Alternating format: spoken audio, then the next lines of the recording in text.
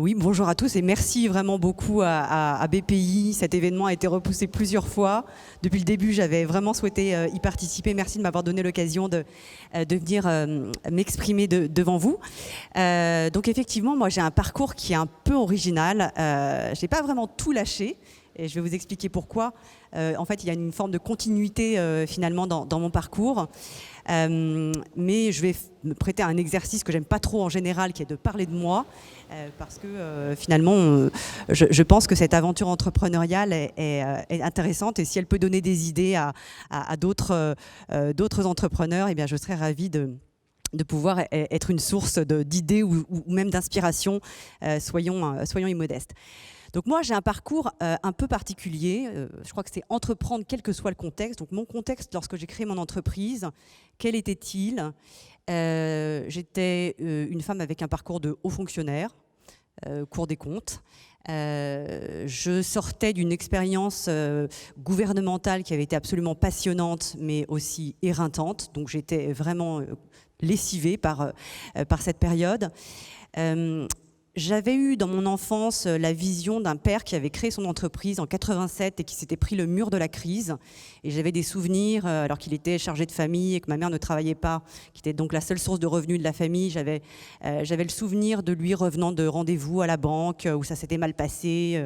Et donc des images plutôt anxiogènes de la création d'entreprise qui ne m'avaient pas forcément donné un immense goût du risque pour moi-même. Et puis j'avais 43 ans à l'époque, donc à la fois jeune, enfin je trouve que c'est jeune, mais enfin c'est pas si jeune que ça. Aujourd'hui je vois beaucoup d'entrepreneurs qui ont la vingtaine et donc bon, c'est un milieu de carrière on va dire, donc pas forcément les meilleurs ingrédients pour commencer une carrière entrepreneuriale. Et puis finalement, comment se sont passées les choses ? Donc comme toujours dans la vie, c'est à la fois des rencontres, de la chance, des hasards, des alignements de planètes. Donc pour moi, comment ça s'est passé ? D'abord, j'ai eu une sorte d'inception, je ne sais pas comment on peut dire, de quelqu'un a planté la graine de cette idée de faire du venture capital que je n'avais absolument jamais eu en tête. Et c'est un grand patron français, c'est Maurice Lévy. Je dis son nom parce qu'en fait, je lui dois finalement beaucoup. Je ne me suis pas rendu compte sur le moment. C'est Maurice Lévy qui m'a parlé du capital risque, qui m'a dit il y a des équipes, tu pourrais rentrer dans une équipe et puis ça t'irait très bien, etc. Et donc c'est lui qui a planté cette graine dans mon esprit, mais ça restait encore assez théorique à l'époque.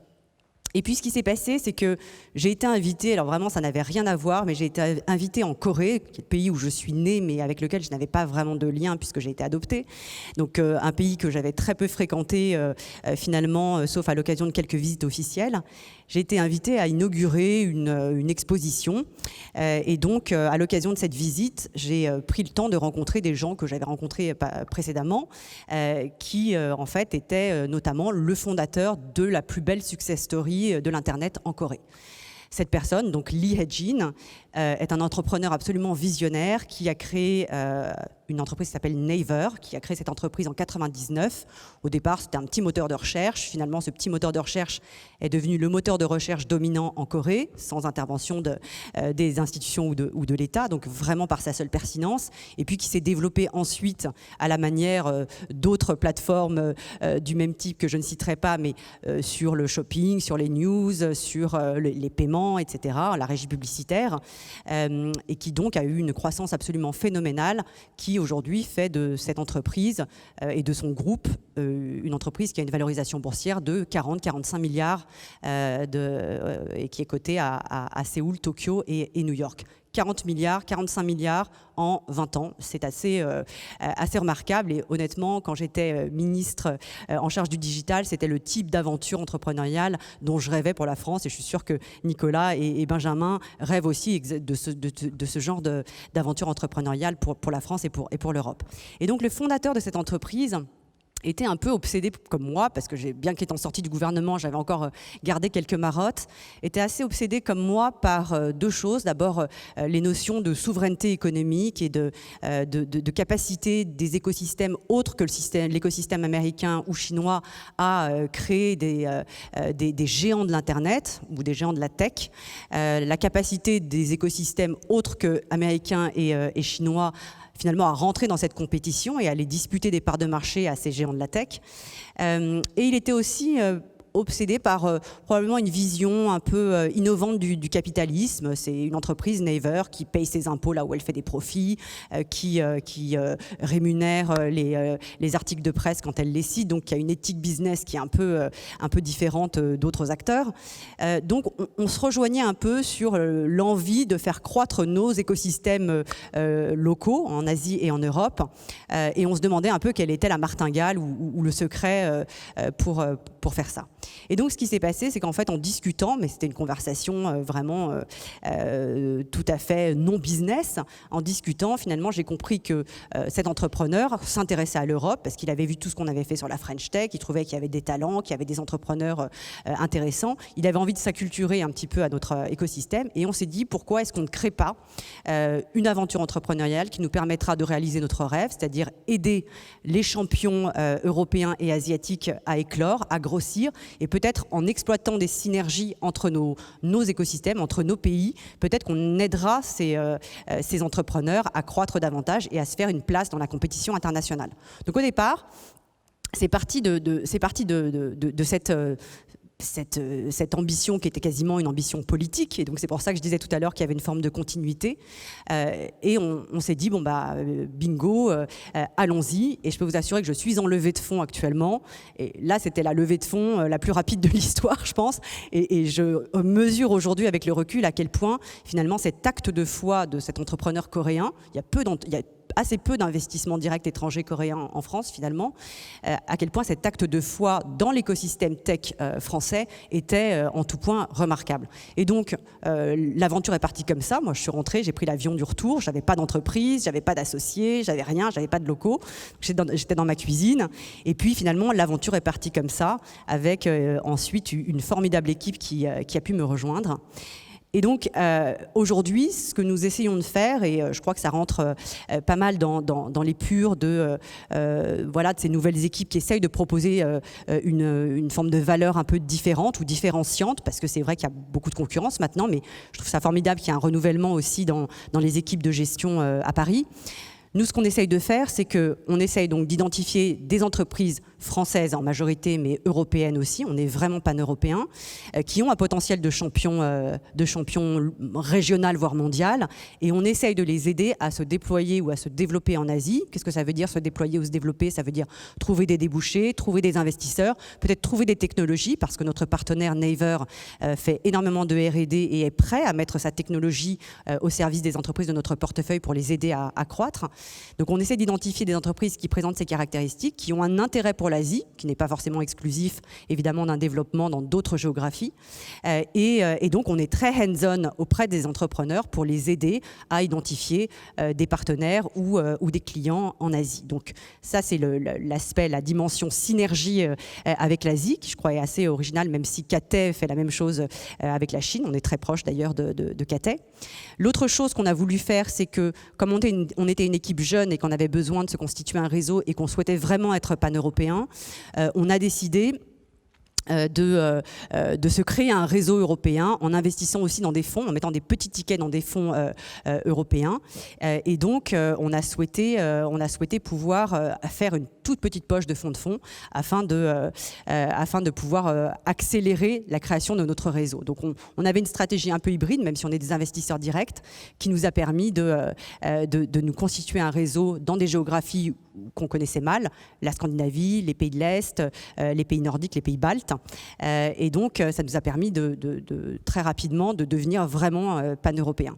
Et puis, la troisième caractéristique qui nous différencie, je crois, par rapport à d'autres fonds, sans jugement de valeur, bien entendu, en toute humilité, c'est qu'on a des profils, du fait du mien déjà, qui sont assez originaux et qui présentent une palette de compétences, du coup, assez diversifiée.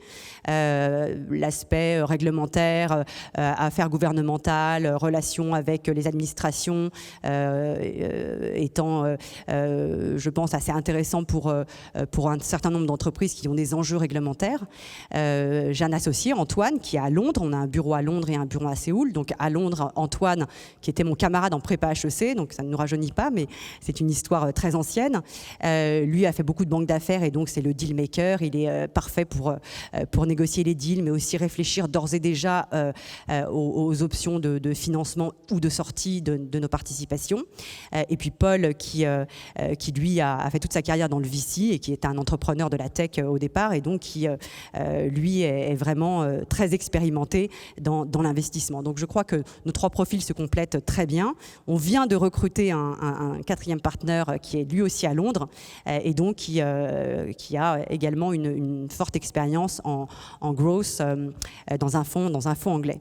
Donc voilà ce que nous avons construit jusqu'à présent avec Corelia, et donc nous essayons d'avoir de l'ambition, d'essayer de faire croître cette aventure entrepreneuriale. Je ne sais pas encore exactement si ça prendra la forme d'une plateforme ou si on va essayer de faire croître d'abord nos actifs sous gestion en gardant ce même positionnement. Je suis moi très fière de voir que finalement dans cette génération de fonds, Raphaël parlait de son fonds à l'instant, il y a aussi plein de femmes, je trouve, qui viennent de créer leur entreprise. Donc je trouve formidable qu'il y ait ce renouvellement dans les équipes de gestion à Paris. Et moi, ce que je retiens de mon parcours, qui est un peu bizarre, parce que finalement, après un parcours dans la fonction publique, finalement, c'était pas totalement prédestiné à faire ce métier. Ce que je retiens, c'est que il y a un moment où je pense que j'ai eu un peu d'inconscience, peut-être face au pas de côté que j'étais en train d'accomplir. Je l'ai fait à un âge où ce n'était pas forcément facile de le faire. Je pense qu'il faut, par moment, peut-être se libérer d'un certain nombre d'inhibitions qu'on peut avoir, qui sont acquises ou qui sont liées à des souvenirs d'enfants, à des craintes personnelles. Je suis assez heureuse aujourd'hui, finalement, d'avoir été à un moment un peu, pas forcément dans ma zone de confort, mais d'avoir pris ce risque de l'entrepreneuriat. Alors que finalement je pense que j'étais un peu conditionnée pour avoir plutôt peur et la manière pour moi de boucler cette boucle, c'est que lorsque j'étais en charge du digital et de l'entrepreneuriat dans la fonction publique et au gouvernement, j'ai vraiment essayé de travailler sur cette notion de peur de l'échec, de prise de risque, parce que c'est vrai qu'en France, je trouve qu'on a un vrai problème avec la prise de risque, que l'échec est mal vu, que on est un peu marqué par un échec entrepreneurial. Donc j'ai beaucoup travaillé sur ce sujet qui n'est pas évident parce qu'on ne peut pas légiférer dessus, on ne peut pas décréter que les choses vont changer. C'est une question de culture, d'habitus, d'éducation. Et donc finalement, je suis assez contente d'avoir d'une certaine façon démontré qu'on pouvait essayer de sauter par-dessus des barrières qui nous paraissent insurmontables.